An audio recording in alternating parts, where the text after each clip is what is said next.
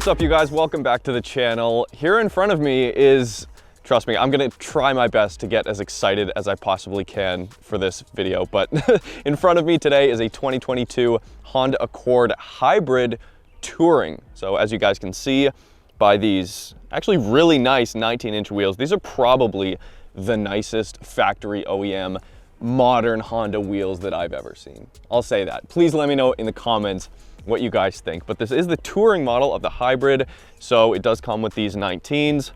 I'm going to take you guys for a quick drive today, just a quick POV drive, and show you guys what the Accord Hybrid is all about. Now, I know this isn't normally what I drive on the channel, and of course, coming up, I do have a few very exciting cars lined up to drive and to hopefully talk to some of the owners and the builds behind them.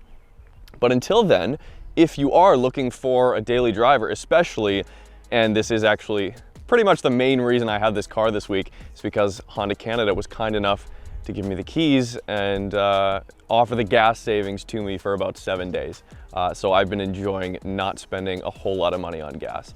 It is here in front of us in this platinum pearl white, which is pretty white in most lighting conditions. Here it definitely has like that pearls starting to come through, and of course down between the wheels on the bottom of the doors you can see this line that really in the shadows here you begin to see a little bit more. It's a nice line. I really actually enjoy this line. There is an optional kind of aero kit, that's what they call it. I mean, it's an Accord Hybrid. I don't know how many people are actually going to option the aero kit for this, but I'll show you guys around a few of the details and we'll go for a drive. So it does have a naturally aspirated 2-liter inline 4 under the hood with VTEC, but as we'll come to find out, it actually doesn't really matter too much because it's paired with a CVT. So as with all modern Subarus and most modern Hondas, you're getting that CVT, of course, because fuel economy is absolutely the #1 goal of this vehicle. I think there's an animal in the bushes over there. We'll see if it comes out and attacks me. So the gasoline motor is putting out 143 horsepower and the electric motor is putting out 181. Now you'd think that would be over 300 horsepower combined, but the actual combined rating is 212 horsepower, and then the combined torque rating is 232 pound-feet of torque. So this does fall exactly pretty much in the middle of the Accord lineup. In terms of power and torque. The Sport 2.0 here in Canada and the Touring 2.0 comes with this same engine but with a turbo, and then of course the base cars come with the 1.5 liter with the turbo, also paired with a CVT.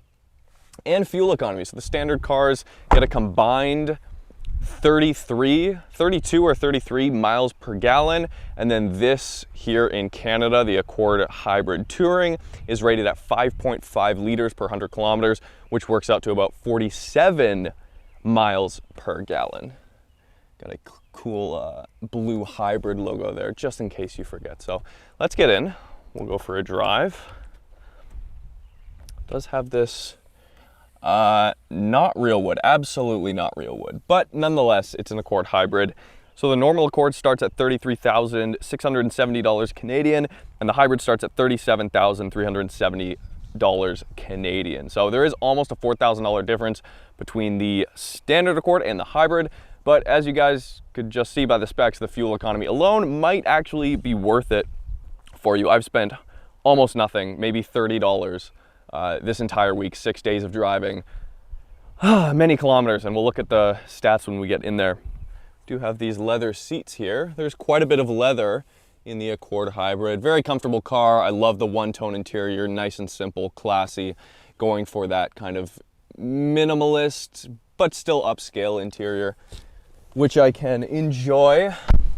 Hondas are the best at just giving you a simple, no surprises experience. And of course, that's what you're getting with most hybrids, but here in the Accord, it's just everything kind of comes together nicely.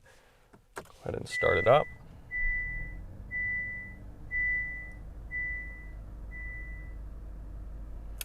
Yes, you may notice the tire pressure's low warning. I did check the pressures the other day that came up, and 2 of the tires were low. I filled them up.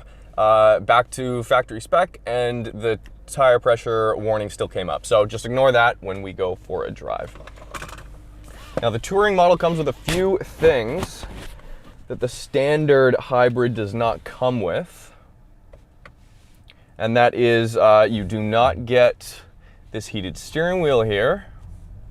You don't get adaptive suspension with the standard car. The touring car does have adaptive suspension. So down here, if we wanted to go into sport mode, which comes up on the dash, then it does continuously read the road beneath the wheels.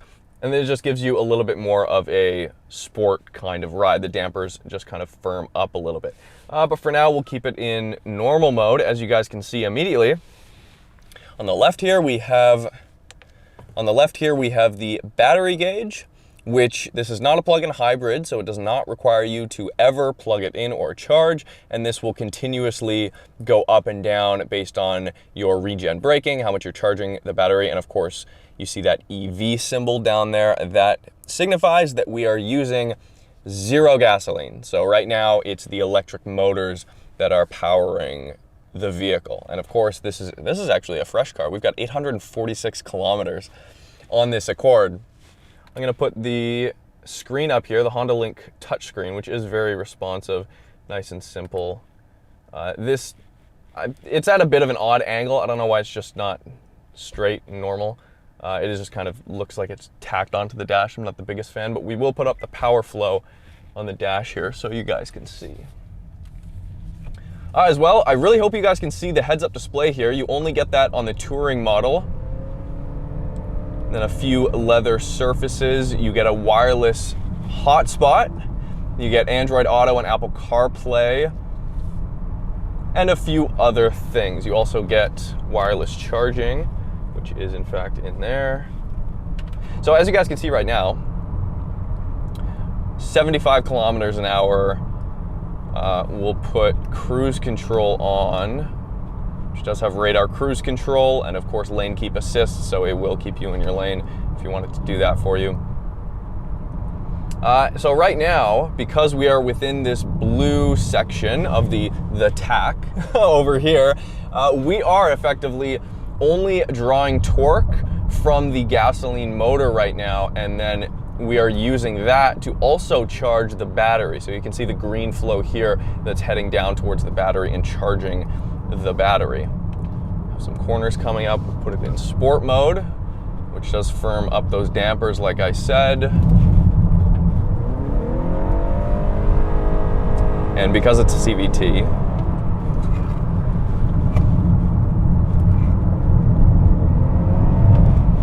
it will just keep the revs right up there, 5,000 or 6,000 RPM. I actually can't tell because it doesn't have a proper tack, but it will just hold it up there.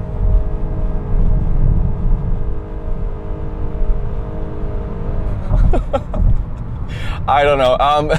It's not often if you buy one of these cars that you're going to be going full throttle all of the time, but I always get a laugh out of this CVT world and the kind of sounds that you get from it. It just sounds very much like an appliance when you're just flooring it like that and you just have a hum, a constant hum. It doesn't sound very efficient to me, although it still kind of is. And of course it does have VTEC, but you're not getting any pronounced kick, of course, because there aren't any gears.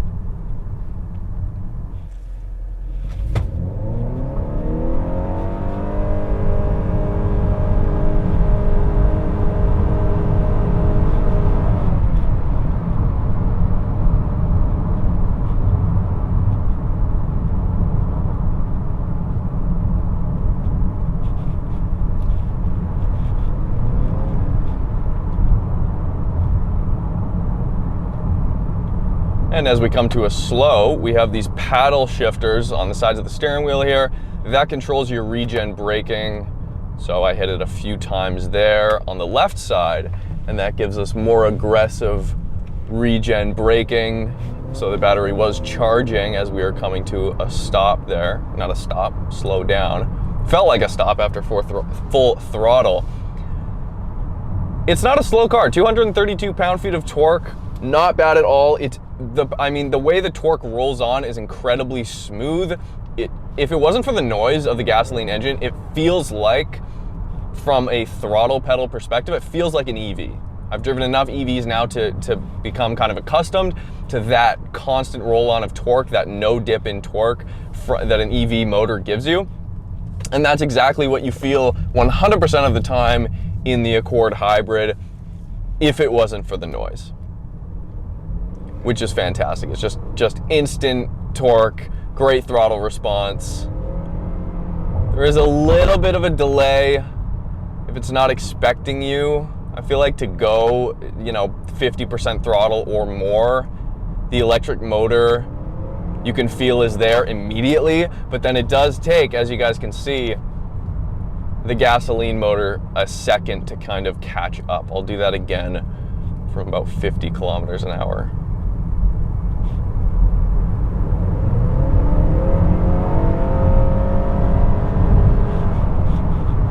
Actually, quite a bit of a delay there.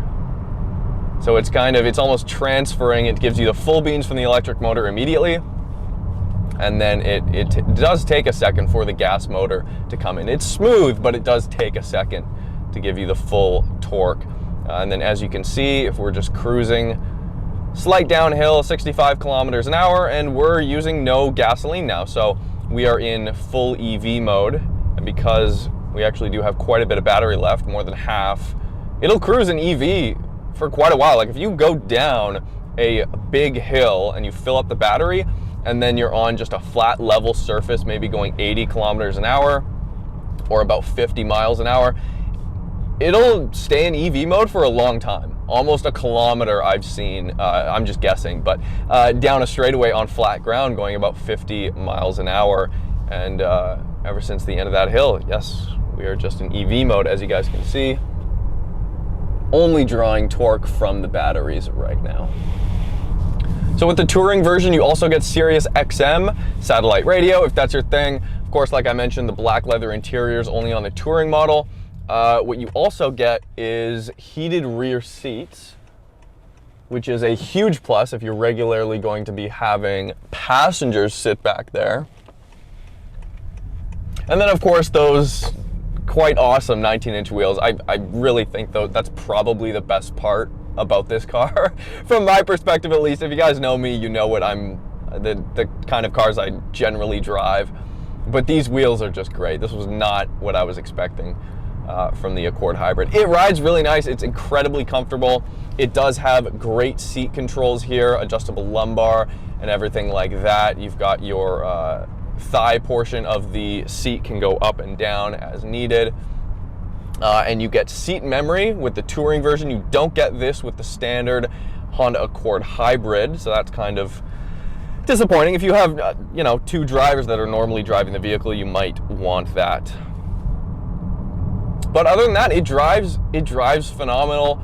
The fuel savings are quite a bit further above what you get in a standard Accord, and for that alone, I mean, that extra $4,000 you're paying for this over the standard Accord, you'll make that up so quickly. With today's gas prices, you will make that up so incredibly fast. And the 19-inch wheels as well here, it just completes the look. To me, it's a no-brainer over the standard Accord, and this does have more torque than the standard model as well. So it's not just efficiency here. You're getting a quicker car that's way more efficient, right? And you never have to plug it in. That's huge. Some people will look at hybrids in 2022 and be like, hey, why are you making hybrids? Just make an EV, and then if you want to make your performance enthusiast cars all gasoline, do that. I was of that mindset, honestly, until I drove the BMW 530e plug-in hybrid, which is a little bit cumbersome. You have to plug that one in, obviously. And this one here, which is just a normal hybrid. It actually makes a lot of sense. You never have to think about plugging it in.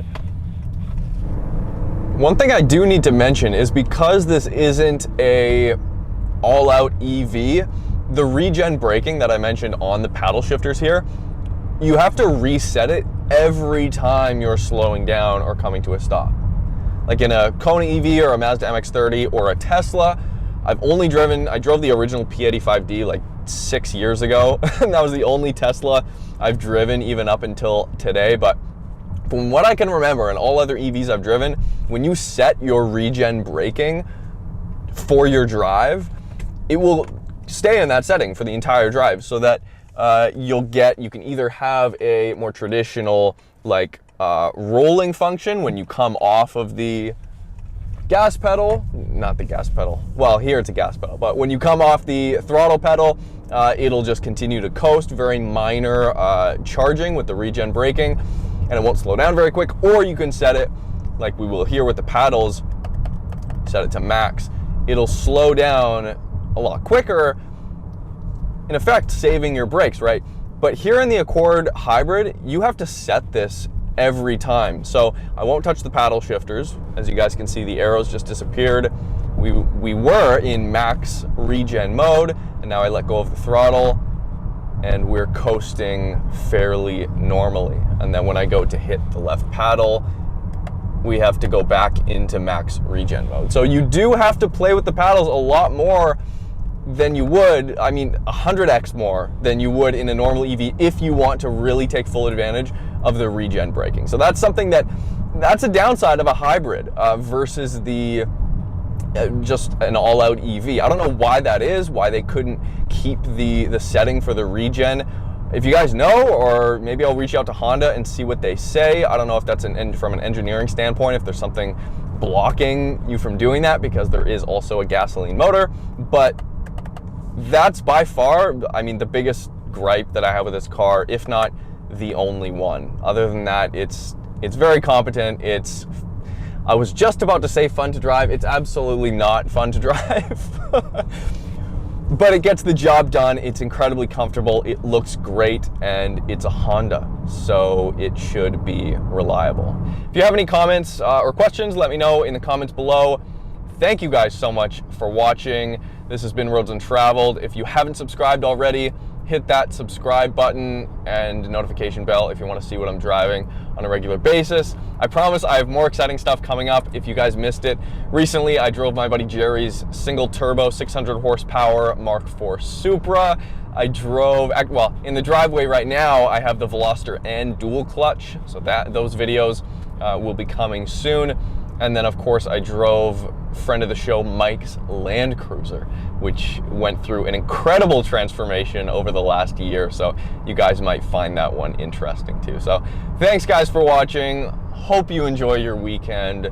And oh, actually, before I say we'll see you soon, I do want, this is like a kind of a proud moment. We'll go to the trip computer here. We'll see what the fuel economy was on the past trips. I'm assuming, so these are the past 3 trips, and I started my trip when I picked up the car.